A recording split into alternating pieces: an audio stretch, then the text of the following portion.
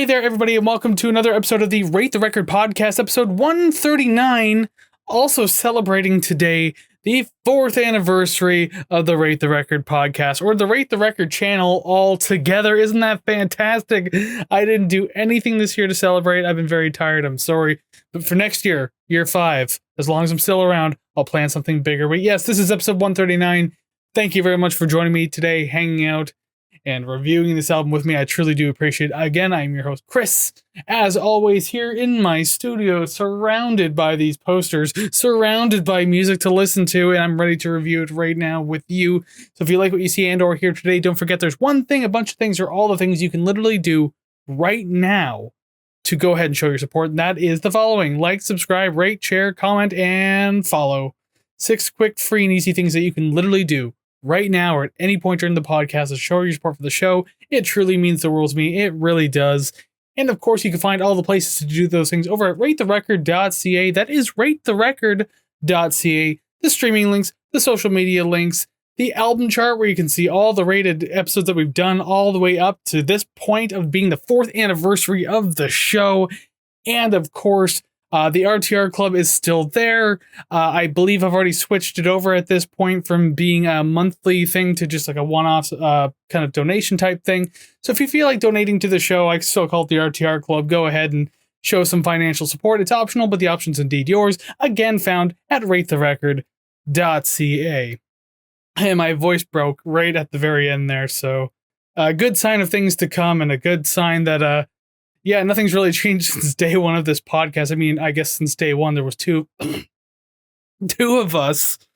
Oh my God, I'm really choking on my words here. There used to be 2 of us doing these Pearl Jam's albums. We did 3 of them, and then I've done the last 2. I've done, No Code, and I guess I'm doing this one today, which today, of course, for the 4-year anniversary, I am taking a look at Pearl Jam and their 1998 album, Yield. But again, if you've been following the podcast for a while, you're already well aware that there was going to be this Pearl Jam album coming. Going to keep doing them until I run out of them, or until I don't want to do this podcast anymore. I don't know. So, yeah, I kind of wish I wore at least like a party hat or something like that. But last year, I blasted all that confetti stuff for the 3rd, and that took a while to clean up. I wasn't too pleased with that. But for, again, year 5, I'll do something really fun. But that's then. This is now. We have an album to review, so before we get into the reviewing the songs, let me just tell you a little bit more about this particular album. Yield is the 5th full-length studio album by alternative rock band Pearl Jam. It was released on February 3rd, 1998 through Epic Records. The album was recorded at Studio Litho and Studio X in Seattle, Washington, as well as Doppler and Southern Tracks in Atlanta, Georgia. As of this album, the band consisted of Jack Irons on drums, and this would also be his last album appearance with Pearl Jam, Jeff Ament on bass, Stone Gossard and Mike McCready on guitars, and Eddie Vedder on vocals and guitar. The band produced the album along with the help of Brendan O'Brien, who has worked on a number of Pearl Jam albums and has also worked with the likes of Soundgarden, The Offspring, Incubus, Korn, and many more. The album took a bit of a turn from the compositions of their last 4 albums. It went into its early straightforward rock sounds and a more hands-on approach by all members for writing, and less reliant on Vedder himself. It found itself with mostly positive reviews, seeing a 4 out of 4 stars from the LA Times, a 4 out of 5 stars from The Guardian and Rolling Stone, an A- from The Village Voice, among other reviews. The album had multiple chartings, including a number 2 placement in the US and Canada, and number 1 in Australia, New Zealand, Norway, and the UK. It was certified 6 times platinum and 3 times gold. The album spawned 2 singles, Given to Fly, which had multiple chartings including number 1 in Canada and the US and was certified gold, and Wishlist, which hit number 1 in Canada and the UK. And there you go, just a little bit more about this Pearl Jam album that we're about to dive into. Can't believe we're on the 5th album. I think it's now the band with like the most reviews, aside from maybe like 9 Inch Nails or something like that. But again, it's going to be a yearly thing with every anniversary, so just, if you haven't gotten used to it yet, get used to it now, because we're going to continue forward. And I guess we should continue forward with this album, starting with song number 1, Brain of J.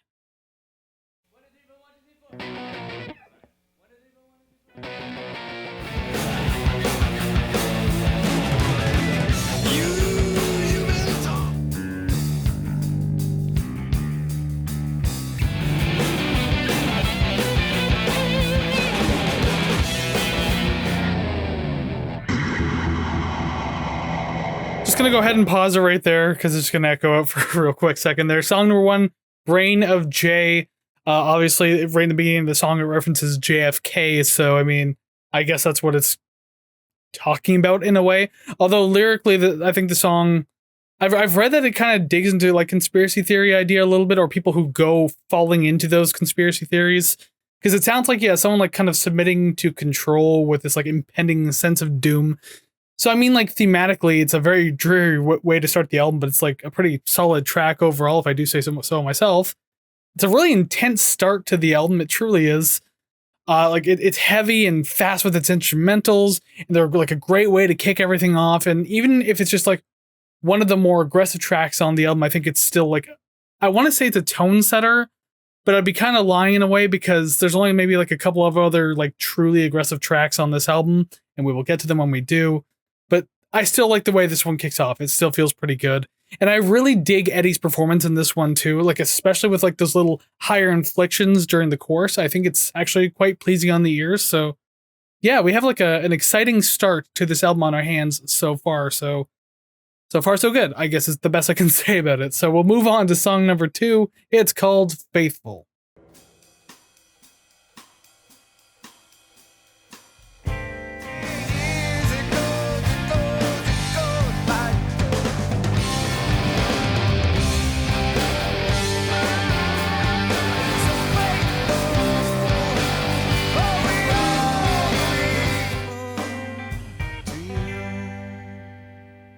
All right, song number two, Faithful.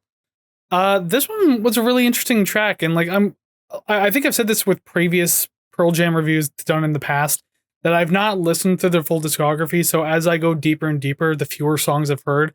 Never heard this one in my life before, but I actually was pleasantly surprised with how much I enjoyed this one. Not that I go into it expecting not to like it, but just, I don't know, something about this one felt really good. I mean, we got like a really nice, soft opening to this one, and also like the ending as well. And it builds really nicely to like those more driven pre-choruses and choruses that I think sound fantastic. Because yeah, on that note, they actually sound like really decent. I love the way they're done. They're catchy enough for sure, and there's like really cool guitar layering going on as well, pulled off very well in stereo. So if you're listening like in headphones like I am, you can get the texture of the two different guitars kind of like going along with each other but doing their own thing. And just, I don't know, I think it sounds really cool. It's really neat to hear that pulled off well in headphones. And then yeah, that instrumental break that you get in the middle is like the peak intensity of the entire song. So with that, I kind of like how the song like has this mountain like building. You spend the first whole half of the song building upwards, you hit that peak where it gets really loud, really intense, and then slowly it starts to come back down to the point where it's just like getting quiet and it just rings out at the end. And I think that's actually really smart. It's a really good choice. I love everything the song gave me. It's just well crafted, enjoyable. So yeah, very happy that I actually got to come around and listen to this song today. Made me feel pretty good. With that said, how well can this album make me feel altogether? Well, we have to find out by keep going through the songs. Song number three, No Way. That's a little foreboding.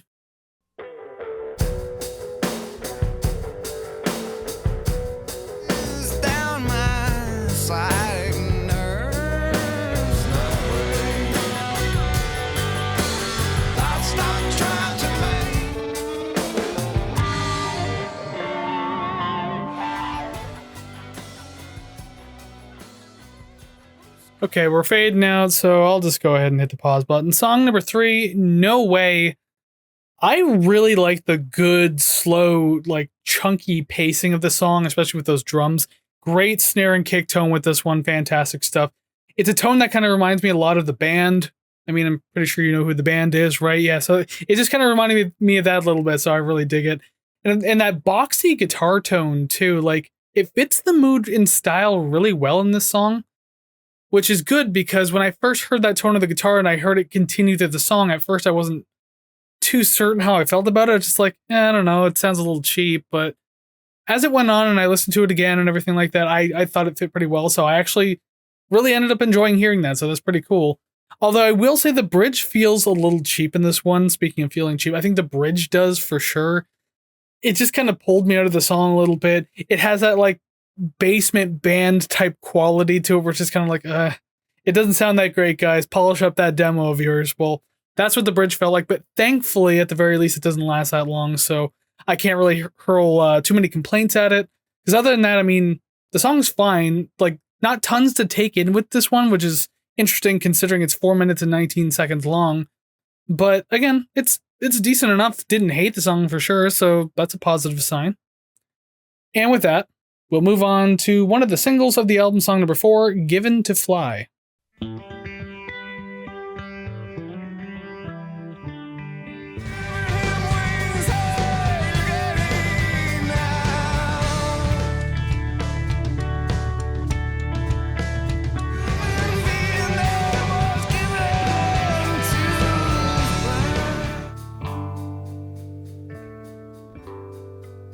As we fade away, that's kind of depressing to say out loud. Song number 4, Given to Fly.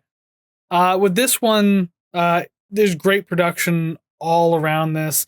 It feels like a little wavy. It's still very, like, pretty buttery all around and all across. Really great instrumental work too, so I really dig that. And there's just also really good hills and valleys in this one. It's not just all about being like soft like the beginning of the song is. Like, you do have your pickups and it sounds great. Great pickups all around, I should really say. And like, that's really accentuated by the louder and more passionate pre-choruses and choruses that the song has. So it's just kind of a nice touch to be able to throw in there and just kind of give you a little bit of everything. So that's pretty cool. And also two really strong lyrics that I can appreciate in this one as well. You know, just essentially about like overcoming what people try to make you into, and then just instead like giving yourself to people as you are. So a nice song with a nice message about like overcoming and everything like that. Very positive. So I can dig it. I'm there for it. Cool. I've struggled with that myself, but at the same time, I mean, I can appreciate when I hear someone say, "Hey, just don't give a fuck and just be yourself." I dig it. Thank you. And you can do that too, faithful viewer. I think the faithful pun would have worked better with song number 2, but here we are anyways. And also, I'd be remiss if I didn't mention, although I'm pretty sure most Pearl Jam fans already know this anyways, but boy howdy does this song have very strong resemblances to the song Going to California by Led Zeppelin, which apparently Pearl Jam wasn't aware that they were doing, but I don't know. I'm going to go ahead and press X to doubt. Sorry for the meme. I really do truly apologize, but I'm still going to doubt. Just because, did I even get the meme correct? Fuck it, I don't care. It doesn't really matter. That's how out of touch I am at this point. Regardless, I digress. You can't tell me that a band who really digs on Led Zeppelin, and as beautiful and as popular as a song like Going to California is, that they didn't for a second have that in their heads while like structuring this one out. I don't believe it, man. They probably just said that they didn't know they were doing that just to cover their own asses. But as far as I'm concerned, there was no lawsuit. It's all good. So just enjoy the feeling of both songs in one, I guess.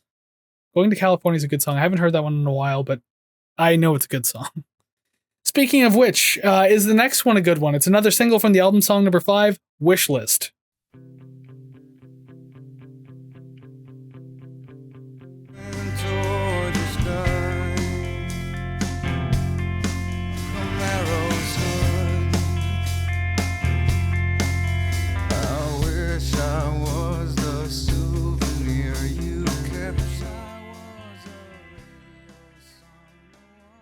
He just keeps wishing and wishing as the song fades out, so I guess it's just a never-ending wish list, huh? Song number 5, indeed, Wish List. Generally a pretty soft and sentimental feeling track with this one. I mean, and it's got really, I feel, sad lyrics to it.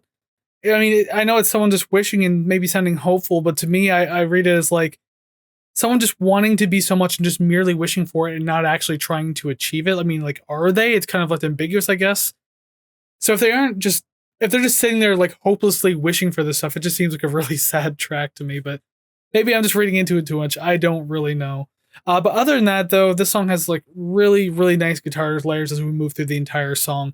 They get really chimey and clean, and just like they add a lot more of that dreaminess to the track too. It's like a really, really good feel. And speaking of dreaminess too, there's also like these atmospheric layers that are thrown into that kind of just attempt to add to the track, I guess. And I'm talking about these like kind of airy little whooshy noises that kind of come in briefly once in a while. I get it's trying to like create a more dense atmosphere, I guess, but at the same time, it just pulls me out of it a little bit. I don't know, just it could have been a little quieter in the background. I could have went with it, but at some points it just felt a little too like forward facing, if you will. So pulled me out of it a bit. But other than that, though, I can say it is still a nice enough track. I will say for sure that I do like it, but I feel like I could like it more depending on the mood that I'm in. And so the mood that I'm in listening to this album today, for example, and like how I have it on my, my scores that we'll see a little later.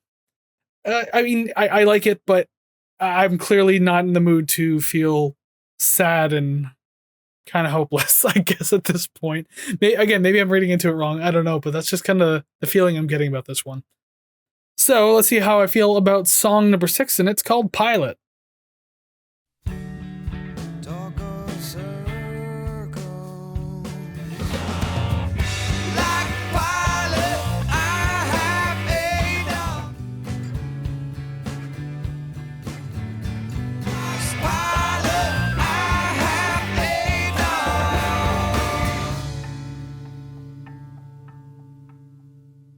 Alrighty then. So song number 6, Pilot.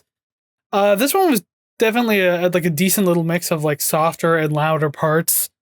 I mean, it's less than 3 minutes too, so you're kind of getting a bunch packed into that little runtime. So I can definitely appreciate that. There's a lot I do like about the song, but quite honestly, I think the chorus kind of destroys this for me. I mean, the verses are so well put together, then the chorus just kind of just seems cheaply done. Like, I don't know how to explain it. Just it takes away from the emotion. It's so simplistic, and it just pulls you out of every aspect of the song, which I'm not very fond of. But speaking on that, though, I guess with the chorus, lyrically, that I read that Jeff Ament, who wrote the lyrics for this particular song, he wrote this one while feeling kind of alone in his life, and he had just read the book called The Master and Margarita, or The Master of Margarita, I think it was. Anyways, I don't know anything about the book, didn't even know it existed, so I can't pretend like I'm going to know what it's about, anything. I haven't studied it, like, going into this. But what I do know is that, like, the chorus of this song, he's like Pilot, I have a dog, and there's like a guy named something Pilot. My research, I should have done a lot more research. I'm trying to memorize it, if anything. But he's like, at the end of the book or something, he's like alone in the mountains, and he's got a dog with him, and it's just kind of like how things end for him, I guess. I don't know. Again, didn't read up to the book. I don't know. Sorry, not sorry, I guess. But if anything, I can see the tie-in, if that's what he's kind of trying to do there.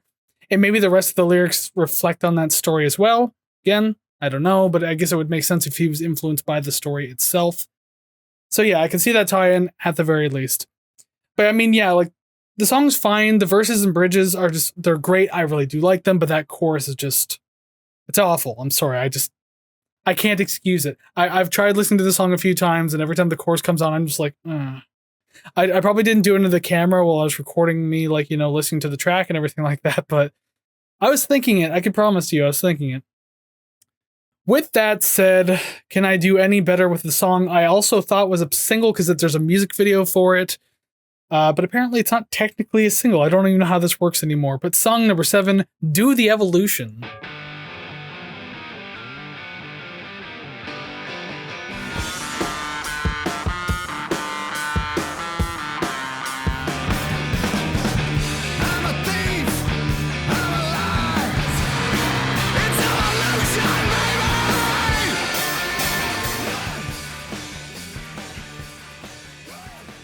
And as it goes, song number 7, Do the Evolution. Holy shit, man. Listen, I've been aware of this song for a very long time, and as a matter of fact, I'll state right off the top that if you have not seen this music video, you are literally missing a feast for the eyes. The whole thing was, like, completely animated by Todd McFarlane. No, not Family Guy McFarlane. I'm talking about Spawn McFarlane, like, the actual good one. Anyways, yeah. He did the whole video, and it's a spectacle. It is an amazing music video. So stop watching this right now and go watch that music video. Then come back. Hell, I might even tag it in the video if I have enough tags left to do. Like, I might even put it above my head or something. We will see, okay? We will see. But anyways, yeah, music video is phenomenal. But let's talk a little bit about the song, shall we? I mean, obviously, this is a super fun track. It always has been. It feels like it gets more and more unhinged as it goes along, which I honestly think kind of adds to the charm of the entire thing, especially as, like, you kind of take in the lyrics, which I'll get into in a minute. But I mean, Eddie's vocal performance, speaking of just being unhinged, this has always entertained me, and I think it's one of his best vocal performances, period, because it's not even like being the best singer, but just so unhinged with this like raw energy that just gets more animalistic as it goes. And I think it's like done to a T here. This is really, really good shit. It's always fascinated me, even when I was like a tiny ass little wee fetus running around the earth. I mean, I've just always really liked this one. It's really, really good. And I mean, it starts calm enough with his singing, everything like that, and he's just kind of getting into it, but just like, yeah, it gets so full of like life and just crazy energy as it goes on, and it's honestly really fantastic. I don't recall, like, Eddie's done a lot of like good like vocal stuff in his career with Pearl Jam, but I think this one takes the cake. I think it's just fantastic. And yeah, the lyrics, my goodness, it's insane how relevant they feel to this very day. Given they're about being like drunk on power with technology and like kind of feeling like you're the leading force behind it, and like you're almost like the god among people, like just putting this out there and like you have the power to do all this kind of shit. Yeah, when it comes to like people feeling drunk with power and technology, 2025 is a weird time, huh? It's amazing that I'm not completely AI yet, and I hope that I never fucking am. But I also know apparently that this whole song is based on another book. I know the other one I've talked about was like the Mark and Margarita. I don't even remember anymore. I'm sorry. I'm just, my mind's going 1,000 words a minute here. But anyways, this one is based on a book called Ishmael by Daniel Quinn. Again, I know nothing of the book, didn't break it down or anything like that. But I'm assuming that that book runs pretty deep with these types of themes as well. So for all I know, I could read that book and be like, holy shit, we live in this time now. But I have no idea what that book's about, so I could be way the fuck off course with that one.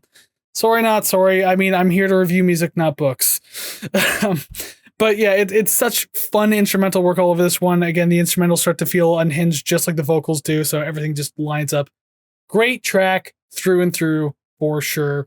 One of the best. It's always been one of my favorite Pearl Jam songs, by and large, for sure. As a matter of fact, in older Pearl Jam reviews, if you go back to like episode 1, I'm pretty sure I had told Savannah back then that like I was looking forward to the day that I could review Do the Evolution on this podcast. It was one of the Pearl Jam episodes for sure. So that day is here. Unfortunately, she is not on the podcast, but at the very least, I could do the evolution out of it, so I can be happy about that. Alrighty then, we can move on to song number 8. There's a couple of titles for this one. It's Red Bar. It also goes by the color red, and it's on Wikipedia, it's stylized as just a red circle. So I'm just going with Spotify here, and it's called Red Bar.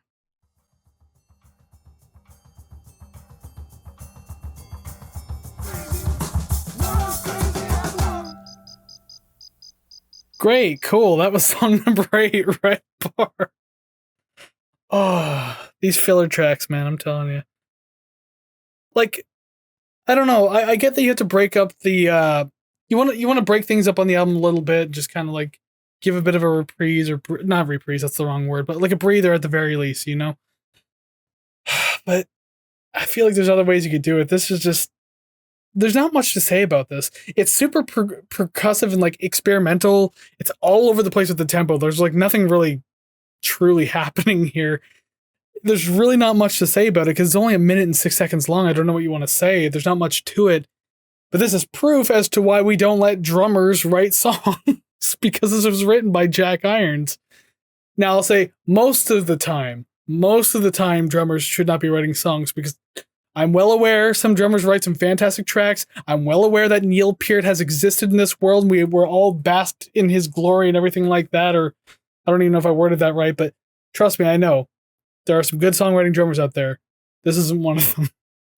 I don't even know if this was a written song, quote unquote. It just sounds like a jam. I mean, the percussive sounds are neat. I like them.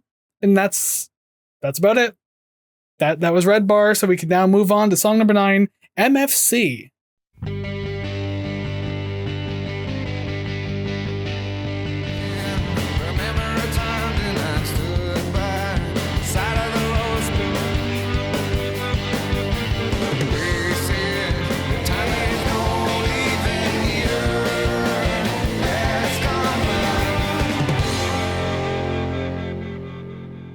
Cool. Song number 9, MFC. I like the idea of this song. I really do, and I like what it was going for. The instrumentals are pretty decent. I really enjoyed that. Definitely some tragically hip vibes with this one, for certain. There's also some strange layering choices thrown in with the guitar effects. Like, some of them didn't fit the bill entirely, but it's pretty brief anyway, so I can't say too much about it. Some of the guitar effects were fine. Other ones were just a little out of place in my mind. I don't know. But it is under 2.5 minutes, so I mean, like, there's not tons to take away from this one. But you get some pretty great pacing out of it. Punchy drums, well-toned overdrive guitars all together. I will say, though, overall, it feels like a run-of-the-mill type of rock track for sure. But with that said, I think it's still fun enough. I mean, I didn't dislike the song by any means, so again, still another positive note to say, I guess, that wasn't quite for me, but I wasn't unhappy to hear it, if that works. With that said, song number 10 is now the next one, called Low Light.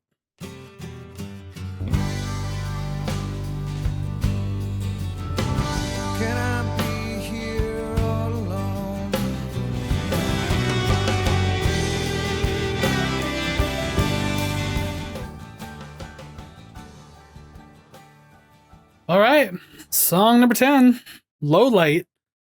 I really love the gentle time signature changes that we get throughout this song. I mean, I've stated this a billion times. I'm not like super great at musical theory or anything like that, but I feel like this is, someone can correct me, it's like 6/8 into like a 7/8 type deal, or maybe it's just like a 13/8 waltzy feel altogether. But either way, it just feels really nice to flow to, even if it wasn't 13 or maybe it's 12, I don't know. But like, it just feels very waltzy, and I really like that. Just, it's a nice little bounce that you can get out of it at the very least. Apparently, this one was also written by Jeff Ament. And I shouldn't say apparently, I mean, that is the credit of the song. It was written by Jeff Ament, and it was written as an answer to the song Pilot that I had talked about earlier. And if I have to combine the two, I definitely like this one a lot better than I liked Pilot overall. This one's very ballady with some very triumphant feeling moments in it. It really feels expansive in some portions, and I like how well it just kind of envelops you into the sound. So it's nice. It's nice to kind of feel that, like, almost warm, sunny hug that the song feels like it's kind of giving. I know this one's apparently a little more positive than the other one, so I don't know. That's the best I can kind of analyze a particular portion of it. Interesting end to the track too, like with a sliding fretless bass mixed in with like the piano layers and everything like that.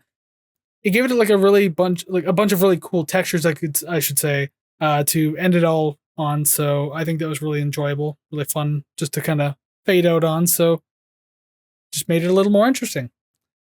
And with it, like, and with that said, God, I'm sorry, I'm recording this so late, and I'm quite tired. I'm trying to keep my shit together. So with that said, maybe we should move on to song number 11, In Hiding, which I should probably do and get away from this fucking camera.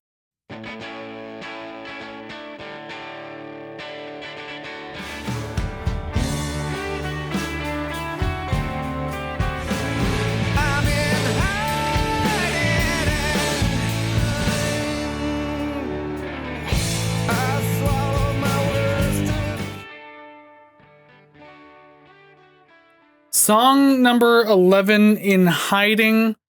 This one's got good pacing to it. I really enjoyed it for that, and it's got some good life to it despite feeling a little softer in nature, so that's always nice to have that little mix. Because you have these overdriven guitars that find their way in eventually, and they're a really nice touch to the song overall. It's nice to pick up the song and keep it interesting as we go along. Not that it could have maintained itself on its own, but at the same time, just those overdriven guitars, I think, really helped everything overall. And I mean, like, hey, I can definitely dig the lyrics of this one too. Just another one that I can kind of see myself behind. Is very relatable in a way. It's about just kind of going off the radar for a little while and just, being away from people, being away from the world and everything like that. I mean, like the busy world at the very least, and just kind of reconnecting with yourself and the world around you and just kind of appreciating that. So, hey, I like that. I mean, I like my alone time and everything like that. I sometimes I like the solitude and just being able to think for a little while, like I've always said too, like maybe not on the podcast, but I've always said, like, in my own life around my friends and family, that if I was to ever go on like a vacation, and like I've been to Montreal and I know that was like a little touristy, but if I went on like a big vacation, like far away, like I'd prefer to go somewhere where the tourists aren't. I don't want to go see the Eiffel Tower. I don't want to go see the pyramids. I don't want to go see Big Ben. I don't want to go see any of that stuff. I would rather go somewhere so far and quiet near the mountains and like a river or a lake or something like that and just be alone and quiet for a little while and just clear my head. That's my idea of a vacation. Not hitting up the Louvre in France or whatever, not going to see the bright lights of Tokyo. Not saying I'd never do those things, but I would prefer not to, and I prefer to have a more mind clearing, vacation. So I can relate to the song. That's all I'm trying to say here. Lyrically, I dig it. It's cool. And yeah, the song's nice overall too. I just really enjoyed it. Good stuff. I'm glad that we're still getting these like really solid tracks going into the end of the album. We got 2 left, so let's see how we can do with song number 12, Push Me, Pull Me.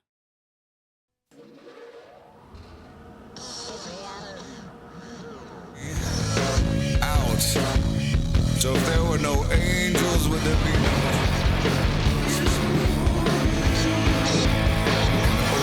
man for the sun?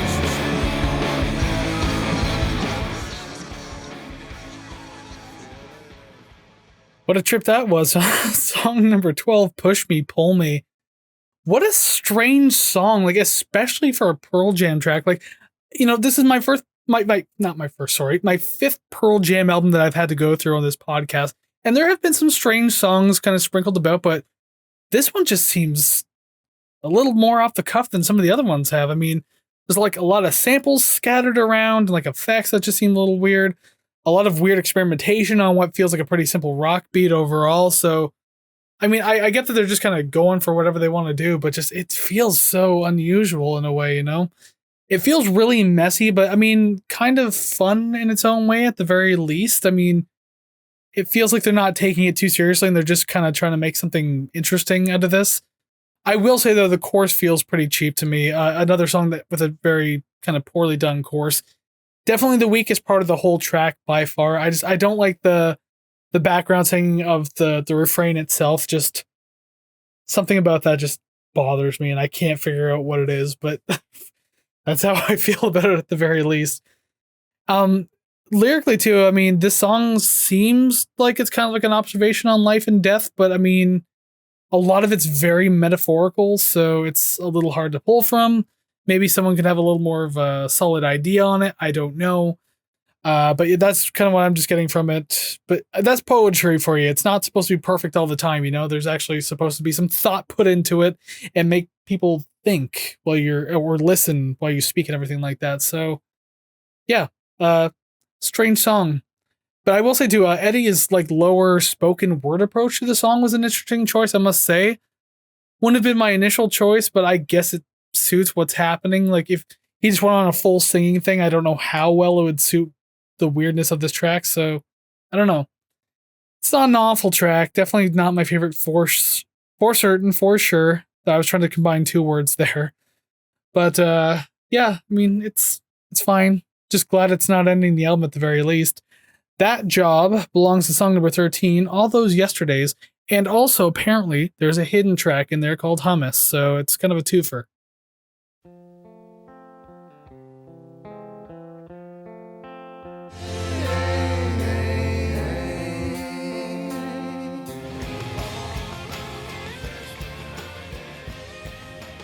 That's the end of the first half of the song. Now on to Hummus, I guess.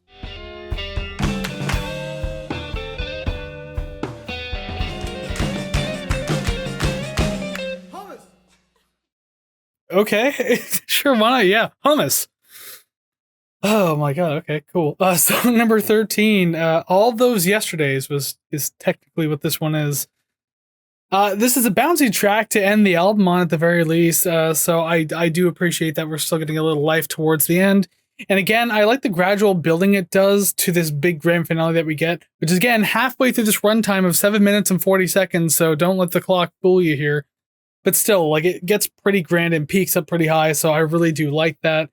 And I think the guitars in this one too have just enough of that like quirky 90s energy that'll either get you feeling like nostalgic, it'll make you think it's creative, or you might even find it annoying. You're going to fall into one of those 3 categories. I personally get nostalgic for it because I'm just that kind of dumb millennial, I guess. I don't know. But yeah, it reminds me of like a number of songs too. And like you have that like old kind of 60s, 70s pop style of music here. where, you know, just it's kind of like Beatles-esque, Pet Shop Boys-esque with like the vocals like kind of just like echoing each other and everything like that. I think that's like really cool composition. I really do enjoy that. But then yeah, the quirky 90s guitars on top of that. So it's just a big mishmash of everything. But then yes, I do have to talk about the second half of the track, which again is a hidden track apparently called Hummus. Apparently it's gone by a couple of names, but Hummus is just the mutually agreed one. With this one, I wasn't sure if I wanted to include it as its own song. I didn't even know if I wanted to include it as part of the score to this song. So I decided against both of those things and just kind of like let it roll out on its own. It was a playful, little, interesting jam at the very least, so I'll give it that. It was unique, and that's what Jack Irons went out on. That was it. I mean, I don't know that this is the last thing they've recorded for the album, but yeah, that's what he went out on. So good for you, Jack. You've done great work. And then Matt Cameron came in from Soundgarden, so the rest writes itself, I suppose. But with that said, my words are written and they're now complete because we're at the end of this review for Pearl Jam's Yield. So thank you very much for hanging out and listening to my review for this. But guess what? We still have to do a little bit more. So what I'm going to do now is say goodbye to Spotify. I'm going to step aside just a bit. So the numbers can show up. 1 through 13, it's time to rank the songs of this album. Least favorite to favorite, not so great to great, worst to best, however you want to cut the cake. Listen, this is the 4th anniversary of the show and the 5th Pearl Jam album done on the show. So let's just add both those numbers. Cut 9 slices. What a weird number to cut the pie into, right? Or the cake, I should say. 9 slices. But no, you probably need more than that because you need 13. There's 13 tracks. Anyways, I have no idea where I'm going with this bit, so I guess I should just start ranking the songs. Makes the most sense to me, so why don't we just go ahead and jump right into that. Let's go. Hey, video viewers, did you notice the cut right there? That was pretty weird, huh? Anyways, I screwed something up and had to retype something out real quick. It's fine. Let's get to the song rankings. Here we go. 13, Red Bar. 12, Pilot. 11, Push Me, Pull Me. 10, Low Light. 9, All Those Yesterdays. 8, Wish List. 7, No Way. 6, MFC. 5, In Hiding. 4, Brain of J. 3, Given to Fly. 2, Faithful, because of course number 1's gonna be Do the Evolution. Did you not hear what I was talking about it? Like, did you not hear me like praise the hell out of that one? Of course that was gonna be number 1. Very understandable. But I mean, like, there are a lot of decent tracks on this album. Obviously, some of them kind of falter for me. And that's what happens with like a lot of these albums, that a lot of people could say like, oh, it's like a 10 out of 10 album. It's like, I don't know, there's just some parts that are just a little weaker to me. I don't know. I don't know how many people would say this is a 10 out of 10 album, but what do I know? Maybe you think so. Maybe you could tell me. That'd be great. But anyways, you can actually tell me that just after I get those off the screen and then bring in this thing over here, because now it's time to rate the record. That's right. We are at the very end. I have to give my score for the album. I gave my scores for the songs and now the album. That's all we need. So with everything said and done, it seems like Pearl Jam can never escape the fate. Is that a band? I think that was a band at some point, but I digress. No pun intended. They can't escape the fate that is the B tier, because that's where they are once again, with this album being at a 75.76. It's up there. It's definitely an improvement from No Code. I remember I did that one for the last anniversary and wasn't super fond of it. But it wasn't terrible, but it certainly wasn't fantastic. This is an improvement, so that's always a promising thing to see. So yeah, middle of the road, B tier album. I liked it. It was good. It had a lot of decent tracks. It has Do the Evolution on it. It had a few slumpy tracks, but what can you do, right? But that is now the end. And as a matter of fact, I want to take off these headphones. I didn't even realize I was still having them on my head. That is the end of the podcast now, or the episode of Pearl Jam and Yield. Again, I'm sorry if I'm like all over the place with my words and everything like that. It's late. I'm extremely tired and sleep deprived, but I needed to get this done as soon as I could. So thank you for bearing with me, and thank you for hanging out today, joining me and listening to these songs and reviewing this album with me. And if you did any of that, then please, I implore you to let me know your comments down in the comment section below of wherever you're listening, because there's comment sections everywhere. And let me know what you thought about this album. Do you like it? Do you hate it? Do you agree or disagree with me? How would you rank the songs? How would you rate the record? All that and more is what I want to know down in the comments. It's not just engagement bait. I actually want to know these things. I think it's very interesting. So please go ahead and do that if you have a moment. And of course, you can find all the places to do those things over at ratetherecord.ca. That is ratetherecord.ca. Streaming links, social media links, the album chart for the entire podcast, and of course the RTR Club if you feel like donating to the show. Optional, but the option's indeed yours. Once again, found at ratetherecord.ca. Okay, I can go to bed now, I think. I'm so happy because my eyes are very heavy and I'm obviously very loopy. I can tell you, though, that you won't have to wait too long for the next episode. It should be out like a week after this one. I know I said I wasn't going to do like, back-to-back weeks for this season 8 or whatever the hell it is. But I have to because next week, the album I'm doing, I'll tell you if you want to hear it. We're going to be doing The Cure because their album, The Head on the Door, turns 40 years old. So this week I had to celebrate my anniversary. Next week I'm celebrating The Cure's anniversary for Head on the Door. So this cartoon boy behind me here, he's going to have a special day. He's going to have a special day on the podcast. It'll be the second Cure album on the show. The other one I believe was episode 99. We did Kiss Me, Kiss Me, Kiss Me. So you can go watch that, or you can hang around and wait for the Head on the Door episode next week. So until I see you then, go listen to even more awesome music. Take care, friends.